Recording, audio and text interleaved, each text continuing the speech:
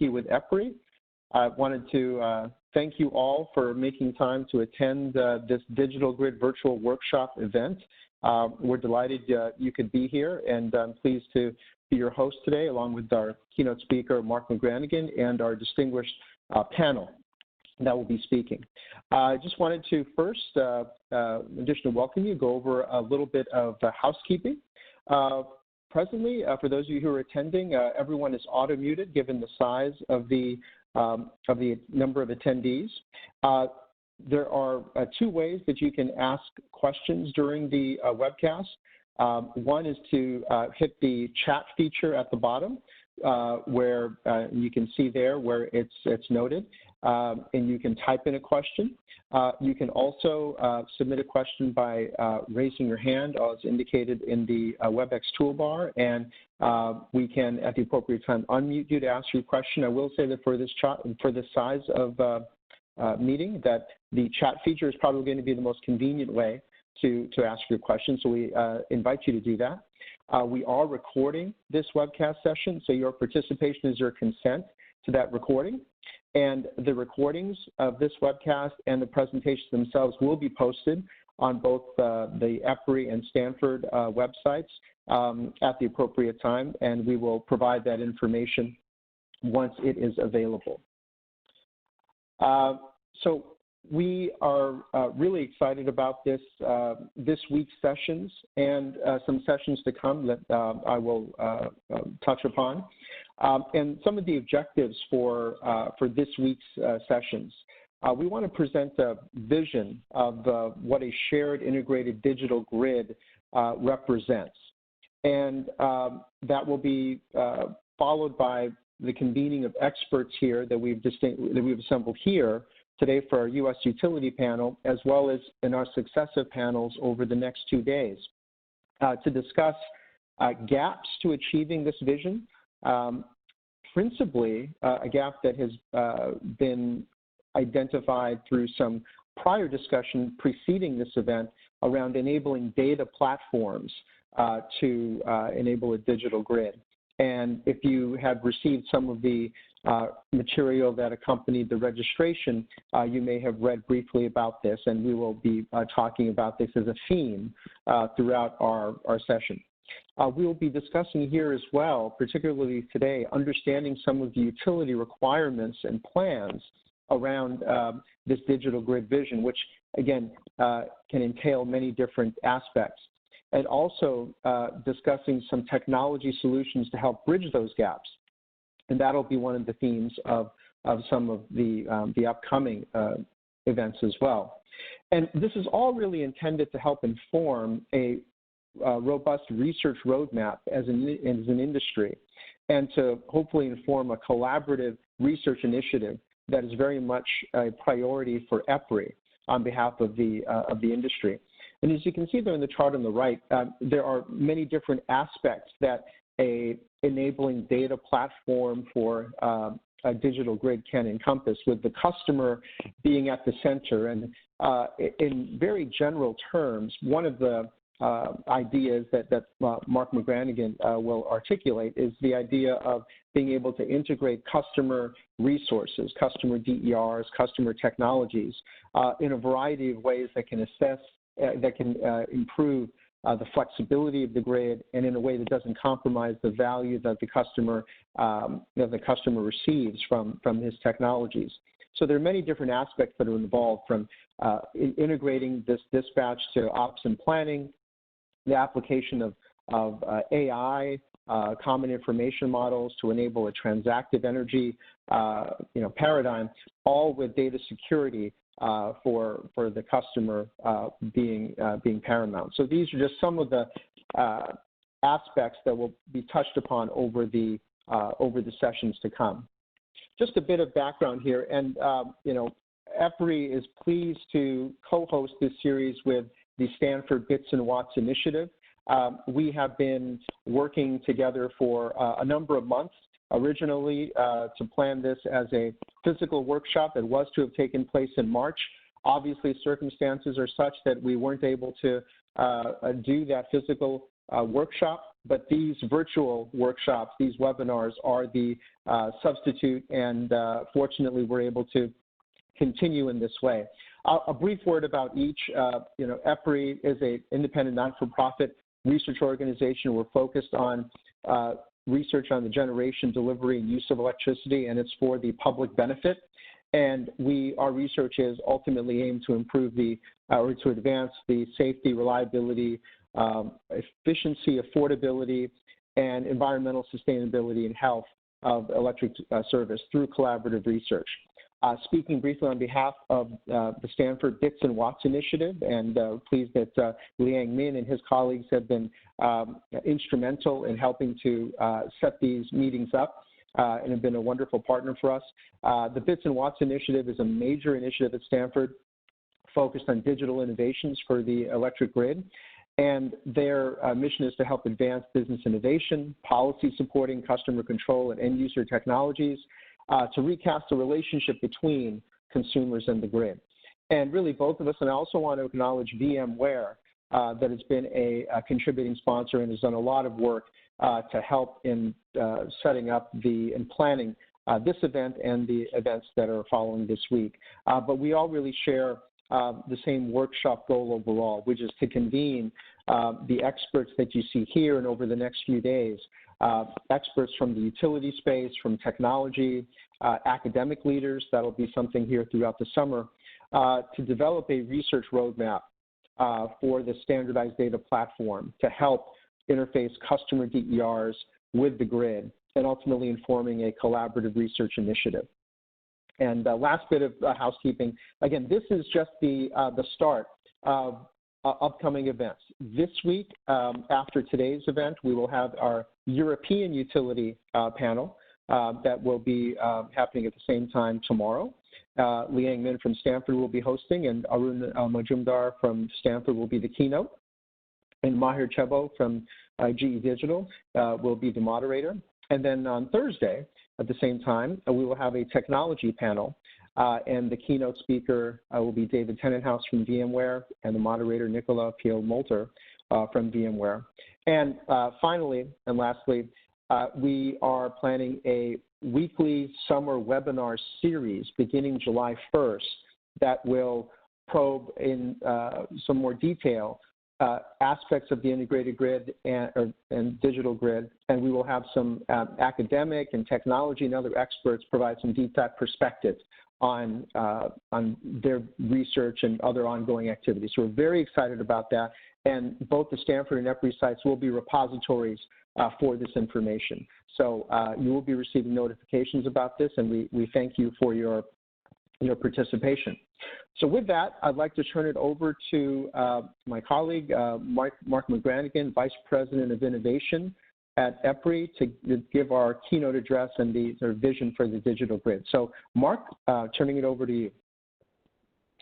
Okay, so I'm now the presenter. Does that mean I can move the slides, or you're going to move the slides, just as a curiosity?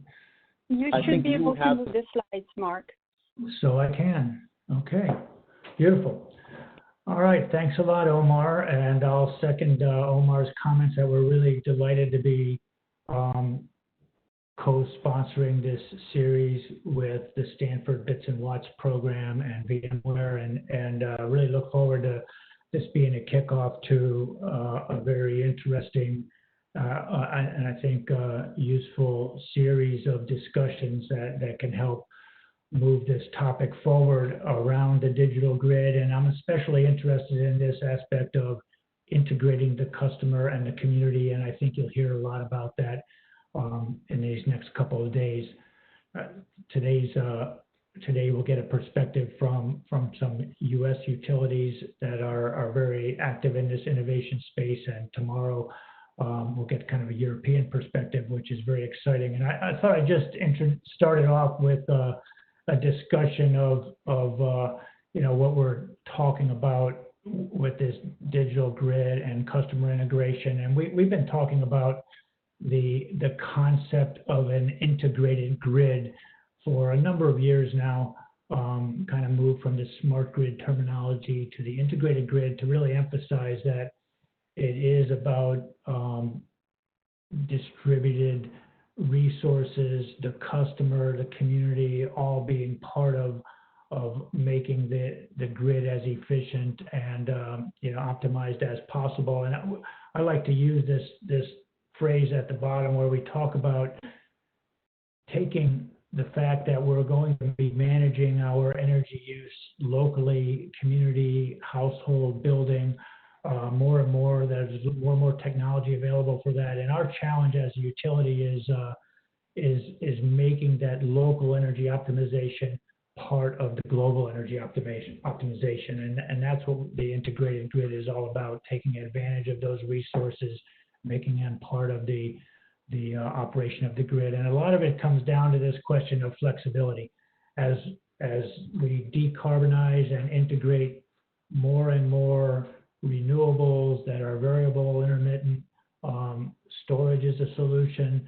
That storage could be in an electric car that's in someone's driveway. It could be a large bulk storage system on the grid, or it could be a storage system that's integrated with a local PV system on someone's roofs. And equally, it could be in folks' smart appliances. So there's a huge opportunity to realize some of this flexibility requirement from local resources, whether it's capacity management, frequency regulation, handling ramping requirements, whatever it is. And that's part of this integration equation, and it's providing another value possibility for customers and communities to participate in the grid, where they may have additional value streams of improving their own efficiency or resiliency.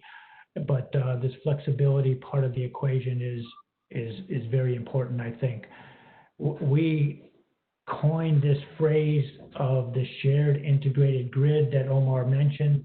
We developed a little video about that you can track down on the internet. I'm sure just looking up shared integrated grid, you'll find this. We're not going to listen to it today. It actually is about 4 minutes long, and it gets you get the same message over and over again. But I think it's a cute video and useful. But the concept is that household, building, community can be part of the grid and managing the grid. And there's a lot of examples of this going on around the world. We have a project that, if you're following the Department of Energy and their upcoming initiative that they'll be putting out a request for proposals on around advanced buildings and smart neighborhoods, they really highlighted this smart community concept that Alabama Power of Southern Company has put in place near Birmingham, and that's a great example with smart homes integrated with grid operation, with storage and a community PV. The Exelon has the Bronzeville community that starts to tie in a lot of community concepts, resiliency, microgrids, as well as efficiency and other community services. I'm coming from you in Ireland today. In Ireland, we have a project on the Dingle Peninsula that is a real forward-looking project of enabling individual households and the community to participate in efficiency, electrification, and resiliency needs of the grid through their flexible operation, and put a platform in place for that. The next year, they're going to be doing peer-to-peer trials for energy management within that community in the Dingle Peninsula. And I like to use the Australian example. There's many more examples around the world, but I think in terms of virtual power plants and distributed storage in particular, you're seeing major advancements in Australia. It's just in South Australia, stage 3 of the virtual power plant trial there is going to have 50,000 homes that will have energy storage, be 250 megawatts and 650 megawatt hours of storage that can provide flexibility for the grid. So it's a great example. It's taken off. There's a platform in place to integrate that virtual power plant with the market, And so it's some real good examples that we can track as we go forward. And we'll hear about some of the work going on from our utility folks that'll be on the panels both today and tomorrow. So we do have a lot of challenges, and that's what makes it interesting from an R&D point of view as we try to achieve this integration. We're really still working on the architecture to figure out how to integrate the Internet of Things kind of devices, smart appliances, customer technologies with the grid operations. So that's a challenge. We need communications to make that work. We're seeing a lot of innovations in that space, private LTE, but secure ways to take advantage of the existing communication infrastructure and the internet. How it interfaces with the market. We mentioned Australia as an example. That a lot of challenges and innovation that's required there, and we need to make this actually part of the way we plan the grid, or we're not going to really make that value proposition available to customers and communities. So modeling approaches and tools to integrate these distributed resources and the customer with our planning approaches, and then actually operating those systems through a DERMS, Distributed Energy Resource Management System, and other approaches. And all that is going to depend on some platforms that have open and standard APIs and interface approaches for sharing of information between all the stakeholders, and is secure and recognizing the privacy requirements of that information as well.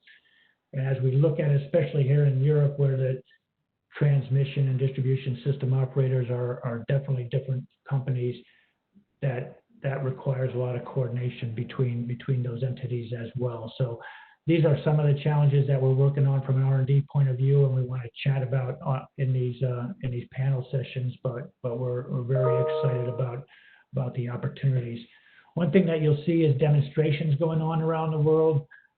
We've created a demonstration site that tracks some of these demonstrations, and we're continuing to expand that.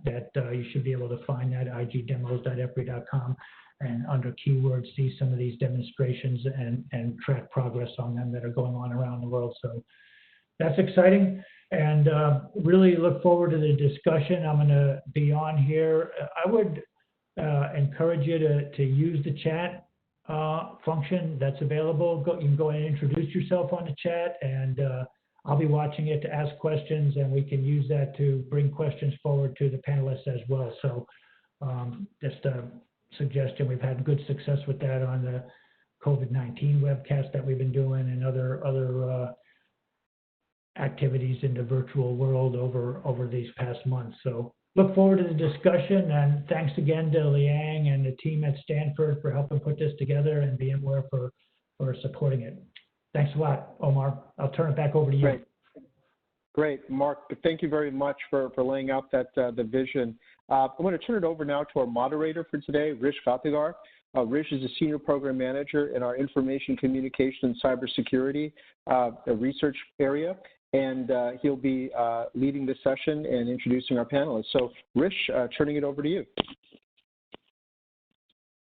Thank you, Omar. I appreciate that, and you can hear me, right? Yeah. All right, great. Thank you for an excellent background. That's very helpful. Mark set the kind of groundwork to some extent on what actually the whole area of digital grid and what emphasis we are planning to here at EPRI in terms of focusing on the customer resources, right? At the end of the day, every electron that gets generated is because somebody wants it, or somebody wants to consume it.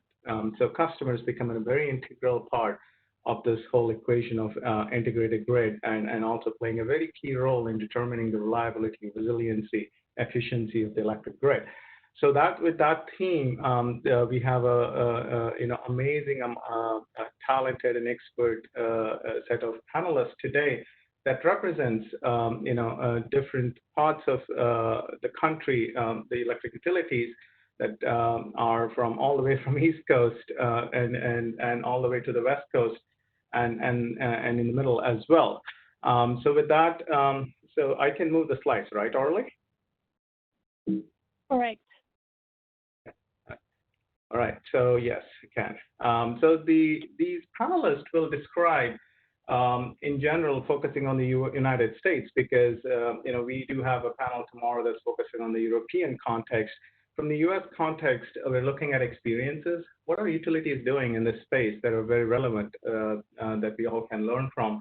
For me, the challenges are very important because challenges lets us know where the opportunities really lie and what should be done to address those challenges, what technology solutions, what aspects of tools development, communications, etc., are very relevant.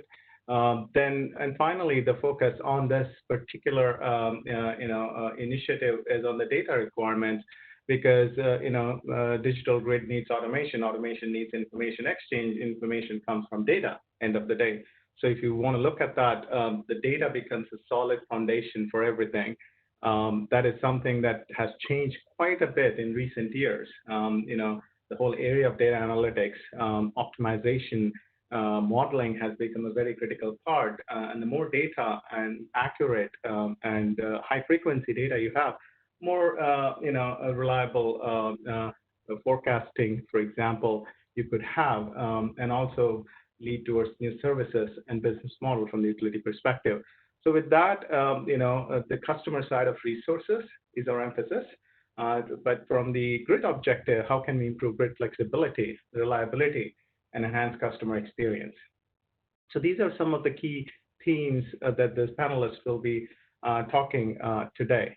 The way we have structured the panel today is each of the panelists will provide prepared remarks. We have 3 panelists. And each of them around 10 to 12 minutes will provide a prepared remarks. They have presentation.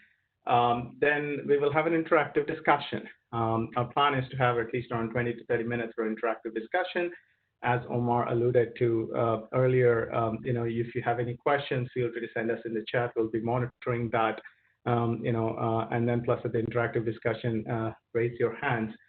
We do have some curated questions as well that might help, just in case we do have an opportunity to ask more questions to the panelists. We request you to mute your audio to limit your background noise. By default, everybody is muted, just for information. The panelists that we have today, 3 people that I mentioned, I'll start from the alphabetical order, starting with the name of the utilities. John Hughes. He's the Director of IT Network Engineering and Operations at Ameren Corporation. John has worked all his life in Ameren's engineering and information technology area for the last 33 years. Very knowledgeable guy, at least, every time I talk to him, I learn something new. He's got his bachelor's in electrical engineering from the University of Missouri and MBA from Webster University. He's also on the pre-advisory board for Information Communication Technology program. The second, expert and panelist we have is Lara Pierpont. She's the Director of Technology Strategy at Exelon Corporation. Lara is one of the very amazing, very active women I have seen, and who brings in a great set of passion, knowledge in this field. At Exelon, she focuses on energy technology innovation and leads the corporate strategy team in advancing energy technology trends. A very suitable topic for our panel today. She has PhD from MIT Engineering and dual MS degrees from MIT Nuclear Engineering and Technology Policy. The last panelist, equally preeminent and equally knowledgeable is Larry Bekkedahl. He's the Vice President of Grid Architecture at Portland General Electric on the West Coast. He advances PGA's strategy to build a grid of the future, and one that is resilient, smart, and delivers clean energy future. All very, again, relevant to today's discussion. Larry has BS in electrical engineering from Montana State University. He's also on the EPRI Advisory Committee, as well as Stanford University's Bits and Bots Advisory Council. With that introduction to the panelists, I'll open the panel to John Hughes for his prepared remarks. John, please go ahead.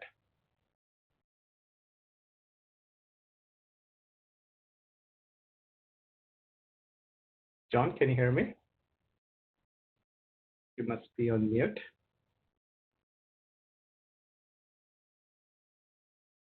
Rish, can you hear me? Yes, I can hear you, John. Thank you. Sorry about that, guys. Thank you for inviting me to be part of the panel. Rish, Mark, and Omar, I'm excited. I'm very excited to be on the panel with Larry and Laura as well. Just a little bit about Ameren. We're based in St. Louis, Missouri. That is the Gateway Arch. That's probably the symbol for our territory. I'm not sure how to advance the slides, Rish. Well, already does John have the control to advance slides, or you want me to? It should have the controls now. Okay, great, John. There you go. Got it. Thanks. So a little background about Ameren. Our service territory, 64,000 square miles, just south of Chicago, the Exelon territory up there, through the eastern 2/3 of Missouri. We have 6 million people that we serve, roughly 9,000 employees. In Missouri, we have 10,000 megawatts of energy generation, nuclear, hydro, coal, solar, wind, and combustion turbine. We got 2.4 million electric customers across the two-state, 900 plus gas customers, 7,900 miles of transmission wire, 4,500 miles of which have OPGW or will have. That's the fiber optic communications that we're installing. And we have a current investment through 2023 of over $11 billion in the three companies, the transmission, Ameren, Illinois, and Ameren, Missouri.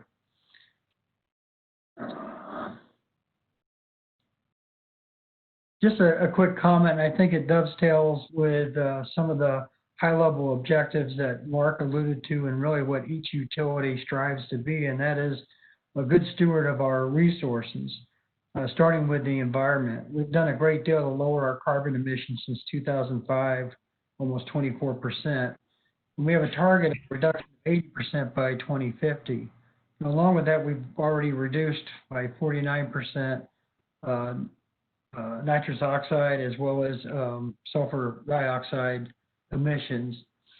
The energy plan in Missouri, we're investing $5.3 billion to upgrade the infrastructure in Missouri. That's going to include a life cycle generation on meters from AMR to AMI, utilizing those meters as part of our customer portfolio.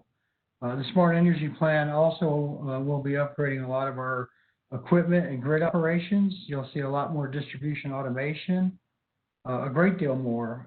And eventually we want to embrace more DER, give customers additional choice in how they utilize our energy. We'll talk a bit about that. That work also creates jobs in both states. And so that's a positive, our customer base and folks that live in our territory. The vision of the future, the energy environment is going to change drastically.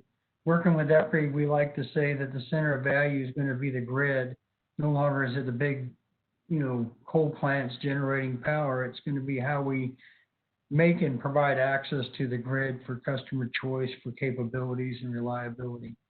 We see customers will have new ways to get involved with how they consume and use our products, the two-way flow of energy, storage, as you talked about, different electrification capabilities. Grid modernization and smart technologies should provide greater control and value to the customers.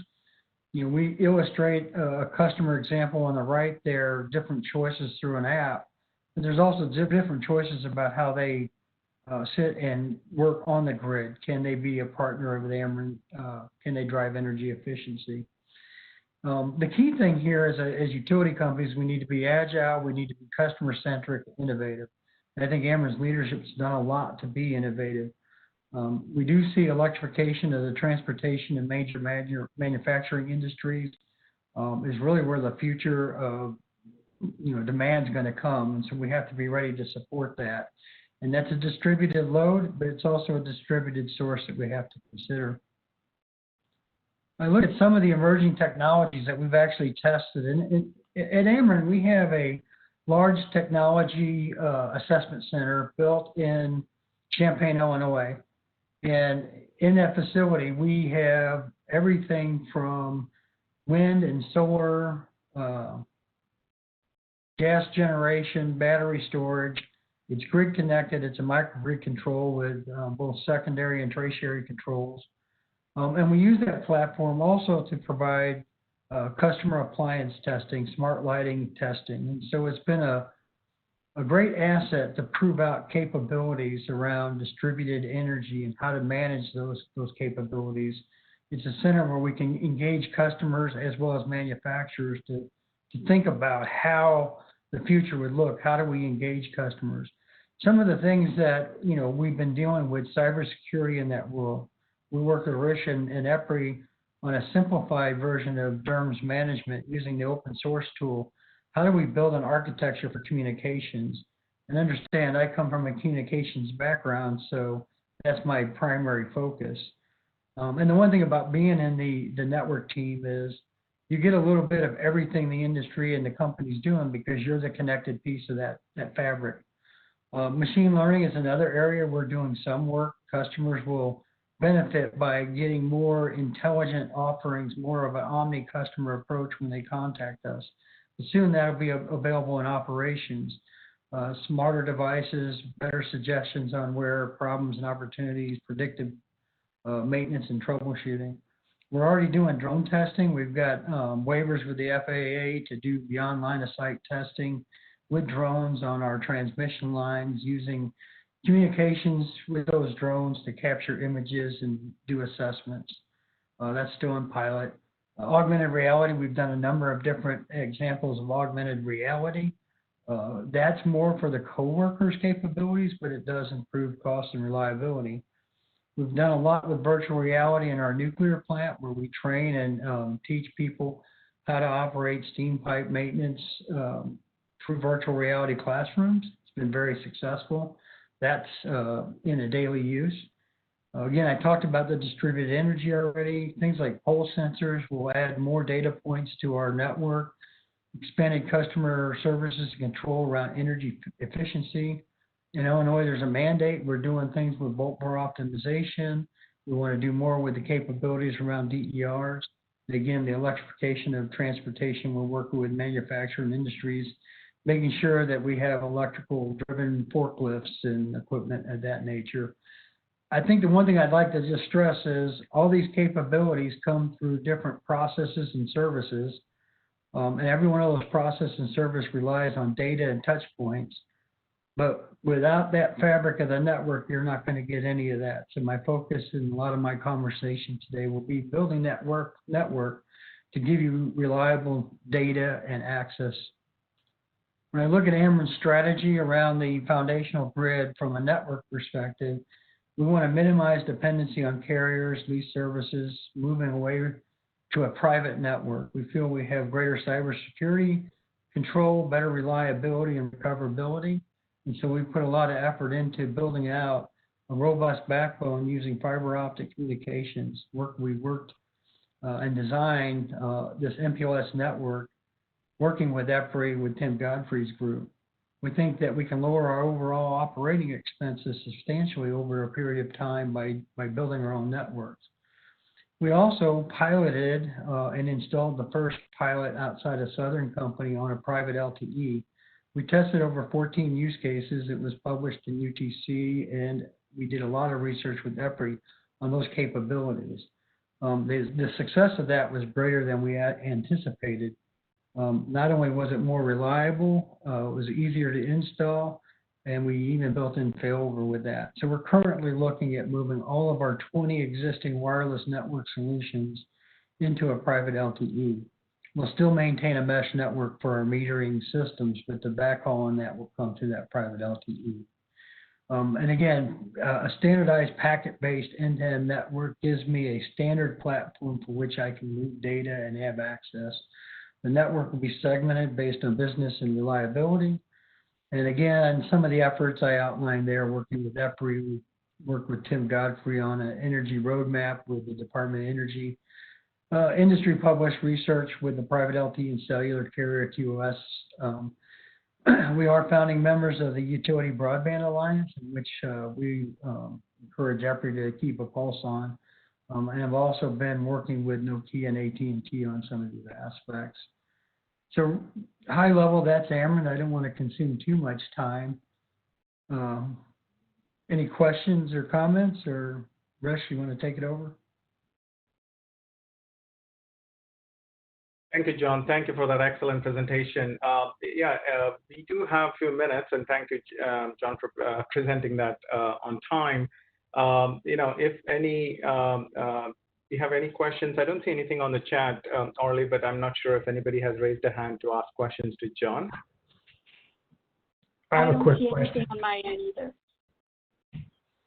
Okay, there was somebody. Was it Mark? That was Mark. Yeah, I was in the process of typing it on the chat, but I'll go ahead and ask it since we got a second. John, in terms of kind of adopting the private LTE and the fact that you can take advantage of technology that's available for the internet in general, and probably helps. But how does the architecture fit for plugging in, say, customer technologies that you might be managed as part of the grid, whether it's electric vehicle charging or smart thermostats or customer-owned storage? How does that fit in the architecture, with the way you're going? So, great question. High level, the private LTE will extend our network and make it pervasive across that 64,000 square miles. So the intent is to have reachability to customers who want to participate, say, in rooftop solar control for power quality. And so those are elements we want to be able to provide the communications access into our network where we can control those inverters, make them a part of whatever DERMS management system we would employ, as well as the voltage optimization that we can pick up both from the meter and the feeder at the head end to help with that quality control and efficiency. In-home thermostats right now, I think you're going to see that travel through the public internet because the people generally aren't going to want us to get in there and control those assets, but we'll provide an interface through an APN back into our network. So logically, the customer doesn't have to discern how they get through. We can make that access available to them, whether it's an app or a PC at home. But the meter connection would come through our network. And the other thing I'll tell you is a number of manufacturers are already including Band 8, the 900 support in a lot of their products. Well, LNG has come out with a cell modem underneath the glass that supports Band 8. You're seeing a number of manufacturers looking at supporting either third-party modems or working with people like Sierra to put this technology. Long-term, Mark, what we want to see is eSIMs where we have over-the-air programmability of those devices for firmware and updates, but also that you can ride different networks. In our testing, because we're controlling interrupters and load flow on a production system, which is still in production, we want those modems to be able to ride our private network, but if for some reason that wasn't available, fail over to the public carrier. We successfully tested that. There was no notice of issue on the advanced distribution management head end, and it took seconds to reconverge. So it's very successful in terms of reliability. Excellent. Thank you, John. I appreciate that feedback. I had a question, but we did get one question on the chat, and we have a minute, John, if you don't mind me asking that question. This question comes from Prathaban Moodley, and the question is, John, how does your utility deal with time-sensitive services, such as telecontrol on the packet-based network? Yeah, so excellent question. And if we get too deep into it, I'll probably have to get a research answer for you. Some of this work we did do with EPRI, Tim Godfrey, Ron Cunningham out of AEP was instrumental in putting a whole taxonomy on timing and utilities, but specific to the interrupters, all of our critical assets ride on a fiber network. And so we have, by design, under 4 milliseconds for transfer trip in the old analog days. We put that on a packet-based network where we're upgrading RTUs. We're seeing sub 1 millisecond response times. And of course, there's multi-pass for controlling those transfer trips. Right now, we have a mix of point-to-point and packet-based, but the primary is all being moved to a packet-based communication. Hopefully, I answered the question. Thank you, John. I think you did. We will have more time in the discussion once all of the panelists run through their presentation. So our next panelist is Lara Pierpont from Exelon Corporation. Lara, over to you.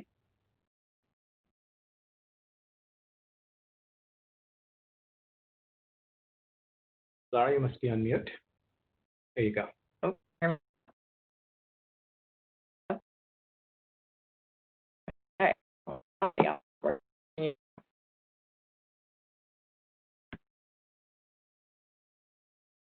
Right. For some reason, your voice is breaking up.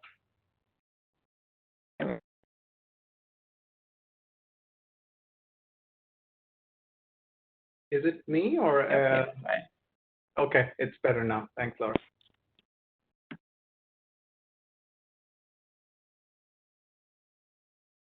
Oh, you must be still on mute, Lara. Sorry.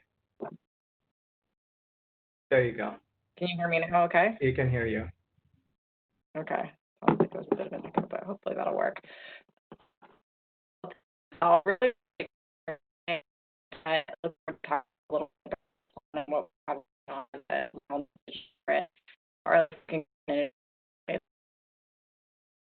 Laura, for some reason, your voice is breaking up. I can see a small icon on your screen saying that the bandwidth might be low.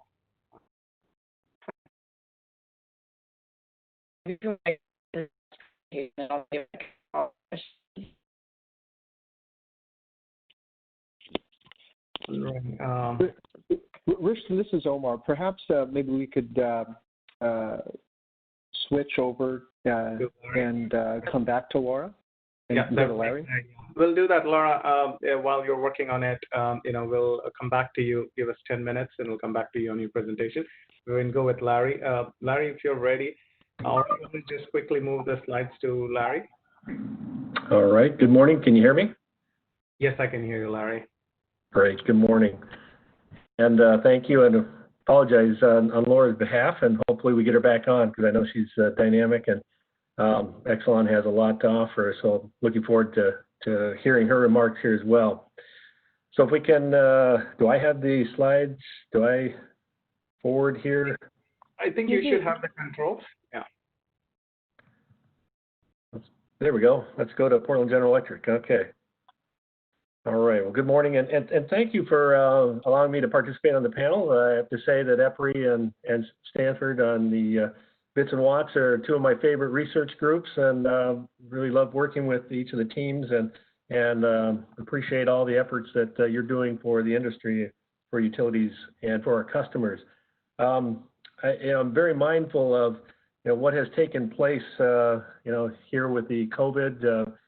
And if you monitored and looked at the April emissions reports for worldwide, emissions were down 16 or 17%, which is phenomenal when we think about air quality, we think about what our future looks like.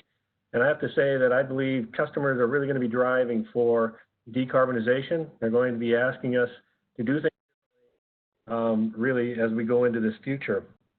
And the digital world that we're talking about is critical, and we're not going to be able to accomplish these goals of decarbonization for the future without it. And the image that I put up on the screen here is showing you on the left-hand side, which has been our traditional generation side of the business.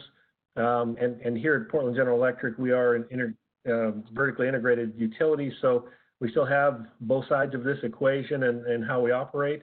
And so I'll share with you a few thoughts about maybe some advantages on that behalf. But we've traditionally done the integrated resource plans. We've thought about what it takes in terms of generation, and we're having some concerns here in the West on what is our regional adequacy and planning tools, and how we're thinking about the day ahead, how we put markets in place. Different than obviously other places in the United States and across the globe. But all of us think about generation. And I think we've done a really good job. We've gotten to the point where we monitor, we forecast, we deal with that on an instantaneous basis, really, really well, and thinking about our transmission the same way. But over on the far right is what I'll refer to as the distribution side of this world. And Mark alluded to distribution resource planning. And we do not have good, robust systems in thinking about the distribution network and what is required there. We don't have, as distributed energy resources, all these customer dynamic devices that are going to be put onto our system. How do we see those?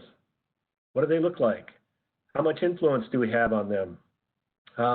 And customers are really, stepping up. And I would say transportation electrification is probably going to be the single greatest impact on our system that we've seen, maybe since Tesla, Westinghouse were all thinking about AC and DC way back when.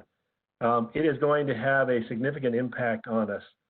And Mark alluded to flexible feeders. And so if we're going to balance between the generation on the far left and the distribution on the right, and to get to the decarbonization, the 100% that many of our customers are asking for, it's going to take as much in the distribution world as we have in the generation world. And I've laid that dispatch up there at the top because utilities, if we're going to provide those services in the center there, we've got to be able to see both sides. We need to be able to influence both sides, and we need to be able to encourage both in the customer arena as well as new renewables on the generation side to form that 100%. And so that's the challenge in front of us. And as I flip to the next slide, John talked about communication systems. And so this is kind of a depiction that Anant Sundaram from my team had put together. Usually I've got boxes, they're kind of ugly, but he had done a nice job of capturing here many of the aspects that we think about and the systems that we currently have and the systems that we need. And there's that green box in the center that calls out grid management systems that we have not created yet. We've got parts and pieces, but are we really, holistically, have we figured it out yet, such that, like our generation, we can model it, know what it's going to do tomorrow. And so if we've got a strain on the system, what are we going to do at 3 p.m. tomorrow? And so we need those sensors. We need the interconnection, if you will, to the field. And as John talked about, the communication networks that are in between of that, those are the things that we've got to build out. And we've got to think hard about how does transportation play in that? The batteries, if you will, and vehicle to grid as well as grid to vehicle, that flexibility of load is going to be huge for us in thinking about how we operate this grid of the future. And if we don't have visibility into it, if we don't have the sensors there, then that becomes a blind spot for us, and it becomes a portion that is really hard to deal with. And we end up overbuilding our system, charging more for it, and in fact, having a difficult time dealing with those parts and pieces if we don't have visibility, we don't have sensors there. So it's really important for us to think about how these systems come together and how we operate that going into the future, and providing customers the opportunity to participate in this decarbonization with us. And so that's kind of what this last slide that I have is depicting. For a while, as we were starting down with the architecture, I thought a lot about this little depiction in the center of the page from a substation out, all the different parts and pieces, and you can see that it became the running man, because we were all trying to figure out as quickly as possible, how do we combine these? How do we put these devices on our systems, and where they're going to be showing up, and are we getting ahead of that? Well, on that far left side, you see it's decarbonization, it's resiliency, it's cost savings. Those are things that customers are really looking for. And on the far right, we have the grid, which is thinking about, the value of those devices, the reliability of those devices, and operational efficiencies. And so we're going to be torn apart. We're thinking both directions. What is the customer value? What's the system value? And we need to really be able to balance that. But it's going to take sensors, it's going to take communication systems, it's going to take the control systems up front to be able to do that and interface with those products and services. And so those are the challenges I see when we think about this digital world. We're going to build a digital twin of our system. And that digital twin is going to help us facilitate our planning, our actual resource thoughts for the next day. How much flexibility do I have on feeder A versus feeder B? And if I combine those, do I have enough to help balance on the system for the transmission issue that I might have tomorrow? Those are all the questions that we as operators have to begin to think through and provide that information to that dispatcher that's sitting at the desk. So I'm going to stop there. Look forward to further comments that hopefully we can get through on Laura and as well as the questions from the panelists. So thank you. Thank you, Larry. Really appreciate that excellent background. Another view of a utility, but just trying to look into the common themes, looking from John and you in terms of the emissions and the environmental stewardship, it becomes very critical.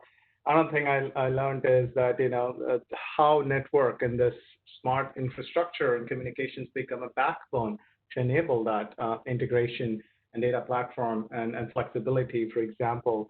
And finally, you can't address this environmental problem, carbon problem, without looking at all the sectors, the generation sectors or electricity use sector or transportation sector, and how the network and the communications tie all of them together. So excellent background. I appreciate that.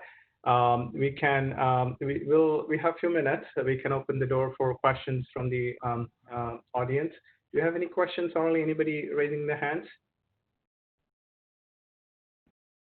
Not at this time. I see a question on talking about the digital twin. All right. We have a question from Mark Mcgranigan on the chat.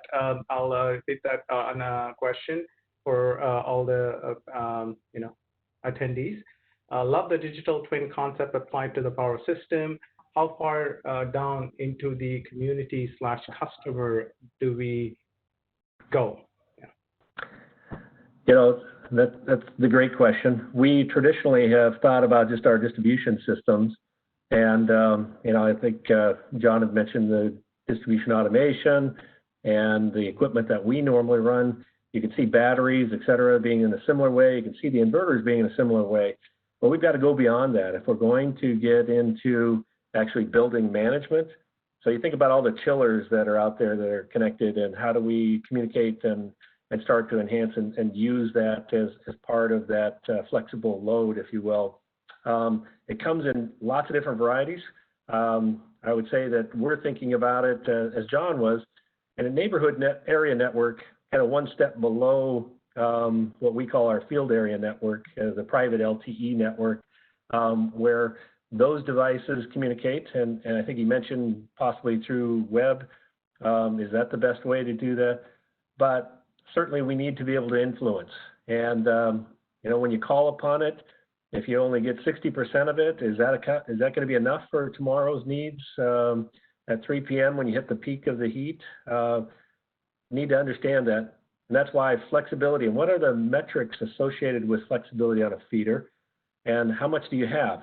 So much like we track maybe our generation profile to see how much hydro, how much wind, how much solar, how much thermal we might have on the system at any one time. We're going to be doing that with the distribution system as well, and saying we have flexibility here. Energy efficiency was kind of locked down and helped us with capacity, but these dynamic devices, we're going to need to communicate with them on a direct basis and be able to influence a large number of them. It's one thing, I always think about LED lights, and change out one in the house, you didn't see any difference. Change out all the lights, all of a sudden you saw a difference on your bill. Well, it's the same with your customers. If you have a few participating in our test beds, and as Mark was describing these pilots, that's one thing. But if you have millions of customers participating, it becomes a real flexibility that we need on our systems. Excellent. Thank you, Larry. I appreciate that background. Let's jump into Laura's presentation. I'll roll back to her presentation. Laura, can you hear me? She must be on the audio. She is trying to call in, but I do not see her right now. Okay, not a problem. We'll probably give her a minute and then try to see if there's another question. There is another question here on the chat. The question from Mark Mcgranigan is community and customer storage part of the resiliency, Larry? Oh, absolutely. Huge. I think that's again one of those flexibilities. And as I talk about transportation, I see that as part of the storage equation as well. But you can imagine, and we've been partnering up with, I'll use Daimler as the example here, building electric vehicles and thinking about charging stations. And EPRI's charging committee, I know Maria Pope is our CEO, is leading and working with EPRI on that behalf. It's when you're going to put a megawatt or a megawatt and a half of a charger for a truck on your distribution system, that's a huge impact. And so you have to think about storage, you have to think about buffering the system with batteries. And so that flexibility gives you lots of options. And then you start to think about school buses and how often are they running, and when they're sitting still, can you use them as part of that flexibility that you need on the system? Absolutely. Those are all key elements that we need to think about in terms of storage. And if we can do that with homes, I know there's a lot of test pilots going out there right now where you have hundreds of homes. Can you consolidate that? Think about the flexibility on a feeder, given you have, let's say, 400 or 500 homes on that particular feeder. That becomes then real flexibility on a system. So storage is key. We're doing also microgrids, and a number of communities really asking for that. And so we built out a few examples now where it was starting as just their emergency operating centers. They're going beyond that, and they're starting to think further how they build resiliency in their communities for times where there might be a disaster, an earthquake, et cetera. So we're seeing a lot of requests now where storage plays a different role in terms of resiliency. Excellent. Thank you, Larry. That's good background. And we were just looking at recently a discussion on not just, you mentioned the flexibility metrics, metrics, whether it's power, whether it's energy, right? Or it's both at some point of time. Where California is looking at long duration storage, looking at 150 hour of energy capacity, right? So each of those have different values to look into that stream that has different, meets a different objective of an electric grid. So excellent background. We do have one more question, if you could quickly go over that. This is from Ryan Fede. The question is, Larry, can you speak to the change aspects of this shift? Absolutely, and thank you, Ryan. Appreciate the question. And I hope you're doing well. Past co-worker at Bonneville Power, so appreciate the question. I think we're making a real shift from what was in the past energy efficiency, and many of our teams that interfaced with customers, that was one of the key elements that we dealt with customers and we worked with them. It was all associated with energy efficiency. And now we have these dynamic devices. If you really thought about dispatch, system operations personnel, line personnel, they really didn't deal with the energy efficiency. They weren't involved in that. And now you're asking these planners, these dispatchers, to think about devices that you're putting on the system and how you interface with customers associated with that. And so it's really causing a cultural change as well, to think about using the advancement, using these devices. And no longer is it just about the system value over there on the right hand of the chart that's still shown. You really have to start to think about the customer value and what are customers desiring, and how do you provide peace of mind to them? How do you give them a different experience? How do you provide that integration of their equipment and give them opportunities to use that? And so the cultural change is huge, going from what was, it's the sales team over there versus the operators over on that side of the two. You're having to bring them together now and work collaboratively. Excellent. Thank you, Larry. Let's give another shout out to Lara. Lara, can you hear me? I just sent her some information. I'm trying to see if she can log in within a couple minutes. Okay, not a problem, Orly. Thank you for trying that. So, Larry, we do have one more question. I skipped the order, unfortunately. I didn't see this earlier. This is a question from Nisreen Krami. And the question is, how far can we go with DER integration with less digital transformation? Well, I think we're going to find that out. And I can speak from a little bit of experience here recently on our own system here at Portland General Electric with solar applications for residential customers in net metering circumstances, but where feeders, you're trying to use an IEEE standard of 90% of the minimum loading on a feeder to try to make sure that if you don't have protection systems in place, that you don't backfeed into the substation, and your protection systems aren't capable of handling that. That's a great example where we got into a situation where we've got a number of feeders that fall into that category. They're old electromechanical relays, et cetera. We don't have a protection system. How do you make sure and model and provide the opportunity to work with that? And so we had to go with a 2-meter system to be able to trip that generation offline if we get into a condition where the system can't handle that. Because otherwise you're going to spend probably $500,000 in upgrading all of the equipment, the protection, et cetera, on that distribution feeder. Eventually you're going to need to do that, but we're bumping up against some of those limits today, and we need to solve that issue each time we run against it. But it takes good modeling, it takes the good forecast, the digital information that provides that you can design a better system. Great, thank you, Larry. I mean, that's a very good question. What can you do now, and what can you do with more digital transformation, et cetera? So I do see Lara on the call. Lara, can you hear us? All right. Yes, I can hear you. Perfect. Can you hear me? Yeah, please. Yeah, I can hear you. Wonderful. Well, thank you all for bearing with me. I, of course, wanted to make sure that I provided a really strong demonstration of the importance of the communication backbone as we're having this particular discussion. So great. So thank you all again for letting me join you today. I'll give you some perspectives on Exelon and what we are doing in the realm of digital grid. So to give a little bit of background on Exelon as a company, we have 12 million customers across the United States. A little over 10 million of those customers are in our regulated utility footprint, ComEd in Chicago, as well as utilities across the Atlantic seaboard. And then we have another roughly 2 million customers within our competitive retail business. Of course, we also have generation in the competitive markets in several locations within the United States.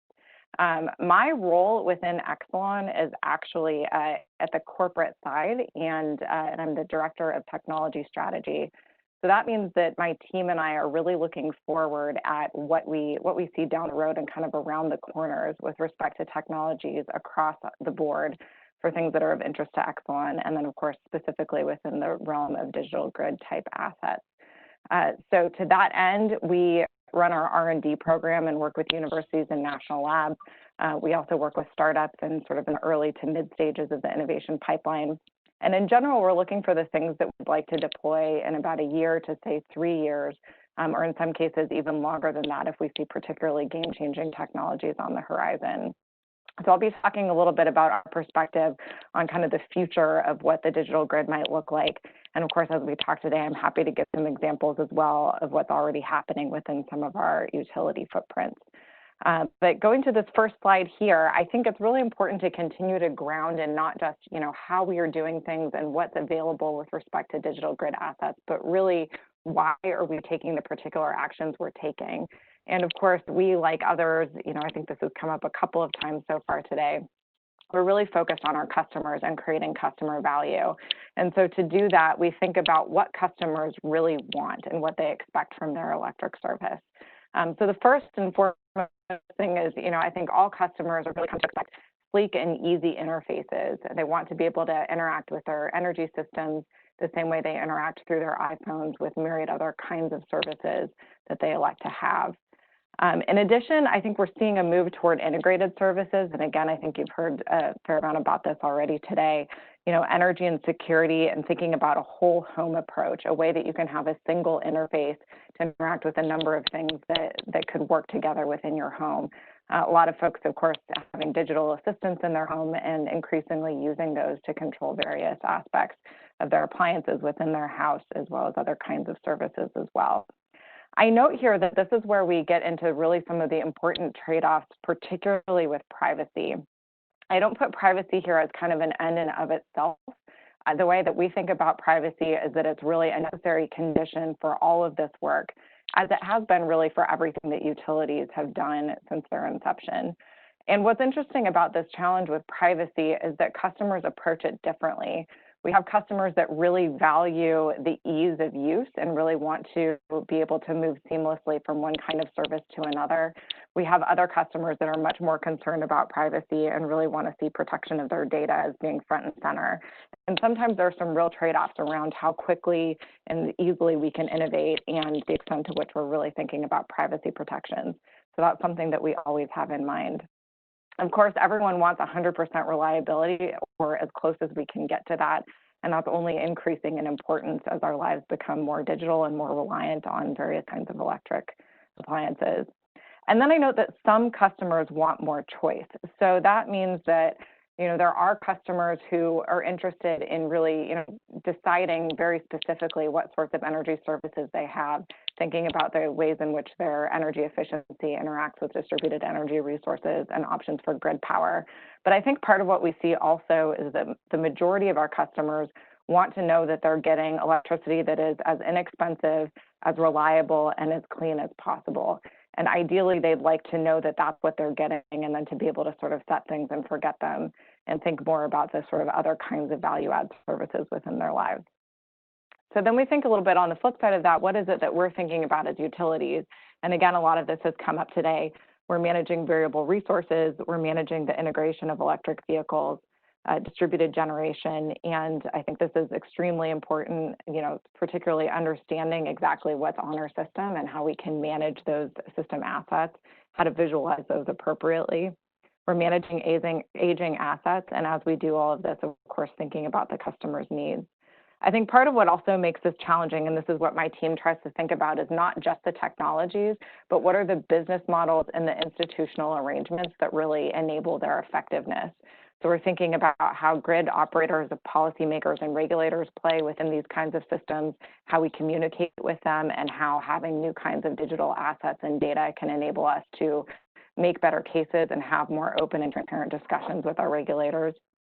We also think about how we interact at the city level. We think about our vendors and technology developers, and then, of course, potential new institutional actors that in some regions of the country are not so new. So we're seeing aggregators and demand-side system operators popping up in various places. So thinking about how all of this ultimately fits together is very important. So moving to the next slide. Then thinking about this a little bit further from the utility perspective, we really are focused right now on some of the emerging infrastructure challenges as being some of the base issues that we're hoping to solve with some of the tools out there. So certainly we're looking at distributed energy products. We're seeing data as necessary for helping with electrification decisions and figuring out how to electrify where. We also, of course, have decarbonization as very front of mind. And we're thinking about how we make our investments and try to optimize those, again, as we see requirements from the public, particularly for low carbon, but other kinds of demands as well from the customer side of the equation. In terms of the solutions that we're pursuing, I think they're similar to what other folks have presented today, both John and Larry are seeing within their electric territories. Obviously, interesting user-friendly digital tools, things that have very clear interfaces for communicating with our customers are going to be more and more important. We also talk about machine learning, AI, other ways of ingesting and really utilizing our data. And then, of course, thinking about those visualization tools that we're going to need to speak to our regulators in addition to our customers. We think about data tools, and of course, this is an ongoing challenge that we have data across our enterprise. It's really important to us to try to harmonize and to be able to utilize our data effectively. And in our case, when we have separate utilities across many different kinds of jurisdictions, there's a lot we're trying to do to figure out how we can synthesize and harmonize and really provide value to lift all of our utilities at the same time, which is very challenging. And then finally, to make sure that we're being holistic as we do this. And as we go about this work, we're really looking at what's happening, particularly in Silicon Valley and in other big startup hubs around the country, where we see really interesting new kinds of technologies and products that are emerging. And we're trying to figure out to what extent do we bring things in-house? Do we sort of, similarly try to develop our own tools? To what extent do we partner with folks outside? And to what extent do we potentially even buy or start to acquire various kinds of technology solutions? Go to the next slide. So I'll conclude with just a few pieces of information about some of the things that we're doing a little bit more on the bleeding edge of the R&D side. We're partnered with Argonne National Lab in a project that we're calling Array of Things. So Argonne and a team there led by Charlie Catlett and various others have put a platform out. They call this the Waggle platform, which is a whole set of smart cities sensors that are already deployed now in the Bronzeville neighborhood as well as other locations around Chicago. And the idea with this particular project is to figure out how we can leverage these smart city sensor networks specifically for utility applications. So as one example, these sensors include solar insolation sensors, and we're looking to see if we can get a really granular sense of the potential for solar insolation and ultimately very granular predictions, so that in the future we might be able to have a really good handle on what sort of output we're expecting from our DER resources in the region. Then we're also working with MIT on a project we call Building Level Energy Modeling. Christoph Reinhardt and his team have put together really interesting algorithms to very rapidly assess energy efficiency opportunities across an entire city. And they have really creative ways of bringing in all kinds of public data as well as data that the utility can provide and really do good assessments of energy efficiency opportunities that are really increasing in accuracy over time, and particularly as we're able to add more data to these models. So we think this can be really interesting for lead generation and helping our customers understand where they may be able to really benefit from energy efficiency retrofits. And then finally, we have a project with MIT and Stephen Lieb in his lab. We call this one Autonomous DER Controllers. In this case, Professor Lieb and his students have developed a new kind of non-invasive load sensor and controller that could actually be connected outside of people's homes. And what these sensors would do is actually sense the loads within each home, and then the sensors would communicate with one another through a control mechanism, would then be able to effectively decide when to turn certain loads on and off, but do this all in an autonomous fashion that preserves privacy. So what you could imagine is that if we deployed a couple of these sensor controllers across a system of houses on a particular feeder, we can ensure that we only have a certain number of HVAC systems on at any given time, and this would help us to meet our hosting capacity requirements while potentially keeping our customers more comfortable, because instead of having to reduce their thermostats, they could just be staggering the times at which they're running their HVAC systems and maintaining a certain temperature. So I'll pause there and look forward to taking questions from folks. I think we have a lot that's going on that's interesting and a lot that we're hoping to pull together within what we call our connected communities vision for our utilities. Thank you. Excellent, Lara. That's a wonderful presentation. Thanks for coming back. I'm sorry we had some issues there.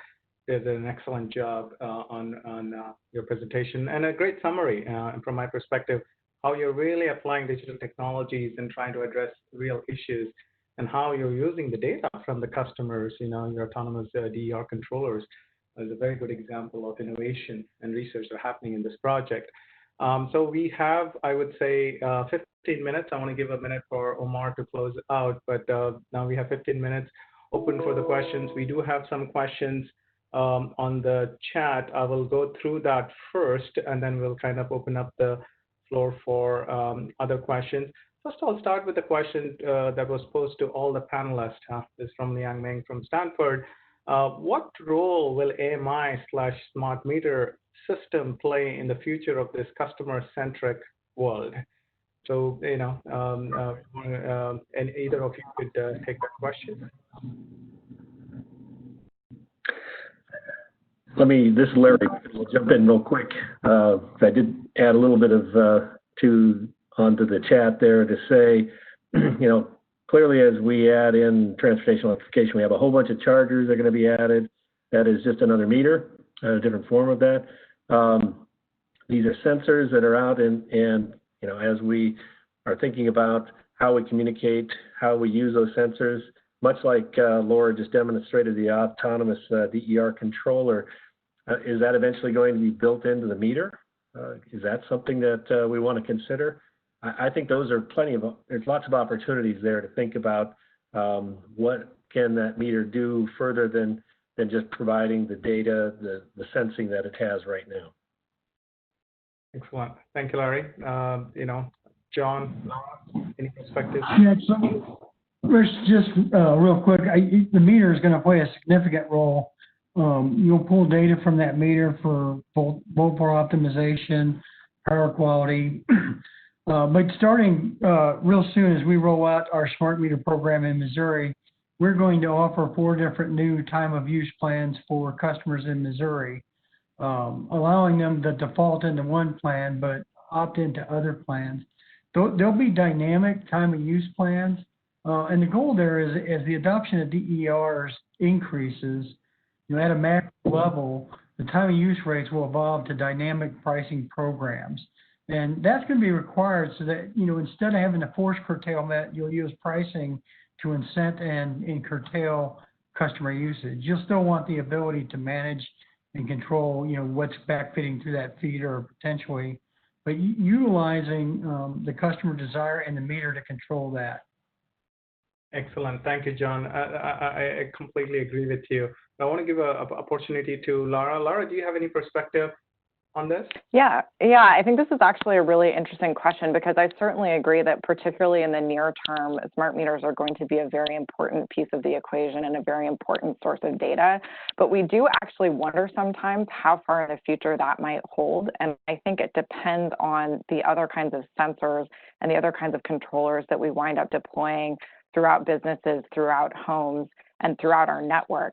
So you could see a situation, for example, where if we're really starting to, network all of our appliances and potentially even put specialized controllers within the house or other kinds of sensors within the house that, integrate with other sorts of systems like security systems, it may be that we have sufficient and different kinds of data coming from an array of sensors throughout the city, throughout the home, and throughout commercial businesses that we wind up actually relying less and less on the meter data itself. I think, there are some big questions around that, and we have a pretty strong debate internally around, will we ever try to seek to control a customer's coffee pot turning on and off? And of course, the answer to that is really not, in part because our customers are going to want to start the coffee when they want to start the coffee, but also because we're really, thinking about ultimately managing probably larger loads. But I think it's an interesting question to consider, is to really think about, where is the level of control going to reside, and to what extent are we going to be very granular in how customers interact with our electricity usage and how we interact with them. And so you could see, in some sense, potentially a decreasing role for smart meters going forward, depending on how the rest of that shapes up.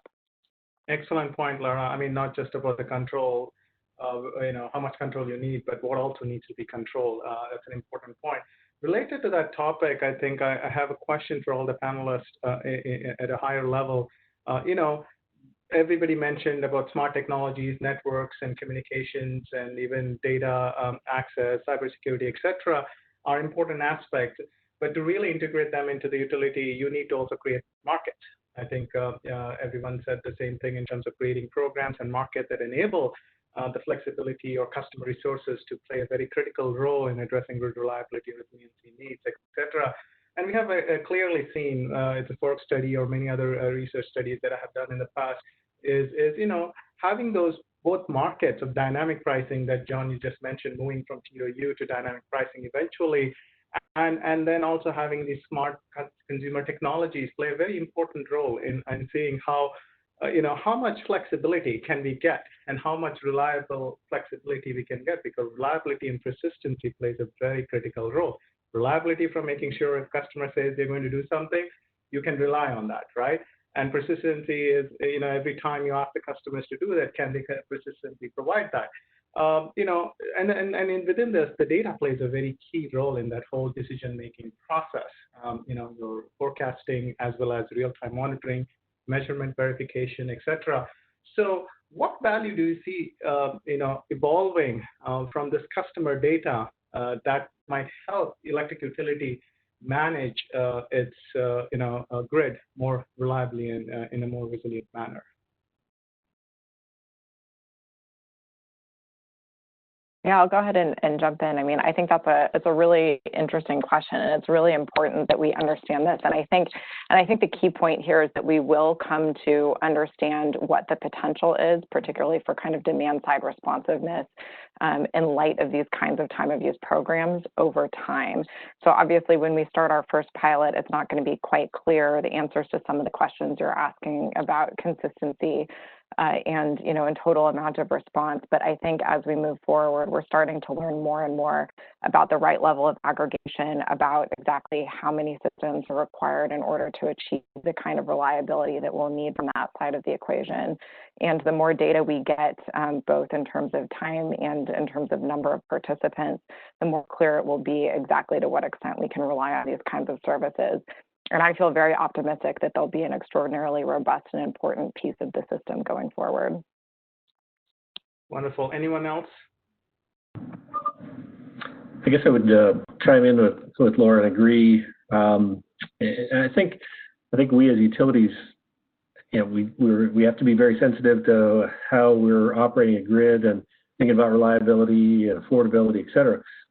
But I think we really need to shift our attention onto the customer and thinking about the customer experience and, what are they don't want the complication. You look at many of our tests and trials and the complexity of systems and how often do I have to reboot this thing?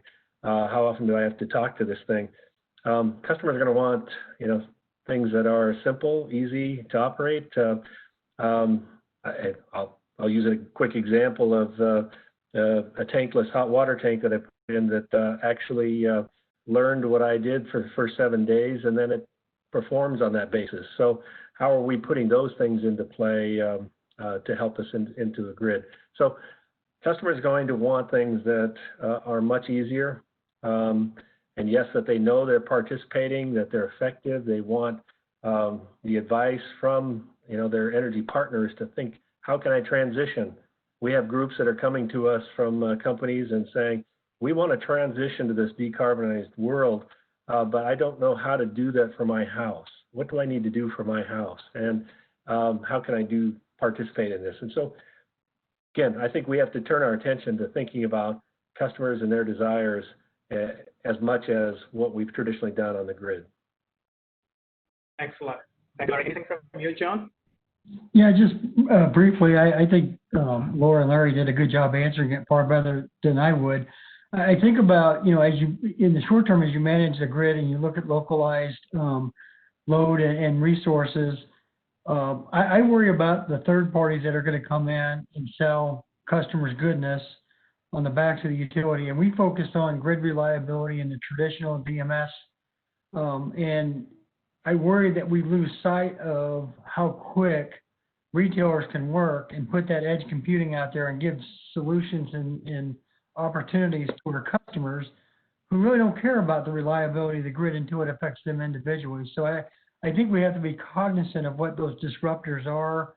We don't have to control them. We need to partner and understand those. I think about edge computing and blockchain, transactive energy right at the feeder. I don't know what that looks like, but that's a concern that we have to understand those capabilities. The other thing you talked about data, I think that the key thing in any application you talked about ease of use is the reliability and accuracy. If we provide solutions that don't work, don't provide meaningful information or have bad data, you're going to lose your customers, your interest in whatever program you're working on. We all understand there's a startup, but you really need to strive for the credibility and reliability of that data. Timeliness is also a factor. Absolutely. I appreciate that, John. I couldn't agree with you on the accuracy and the whole data integrity, right? I used to be a data scientist myself a long time ago. I started that, how much time it really took to clean the data. It's severely underestimated in the industries. So, bad data, garbage in, garbage out, right? So we know that. Really appreciate that. Thank you. We've got some excellent set of questions coming in from the attendees on the chat. I don't believe we'll get time to go through everything, but we'll try to do as many as possible. This question is a two-part question to all the panelists. This started from Jonathan Sandham.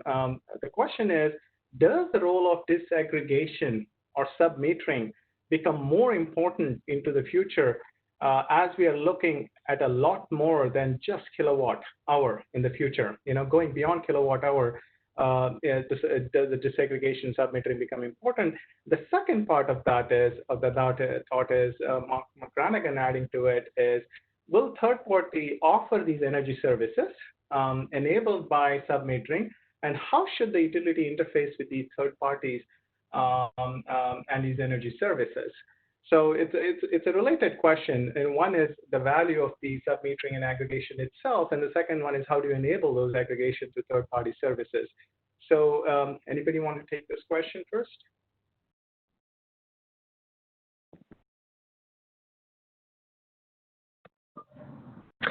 This is Larry, and I'll try a little bit of it, and Laura and John probably to correct me. As I think about those sub-metered services, we know that it's going to change dramatically.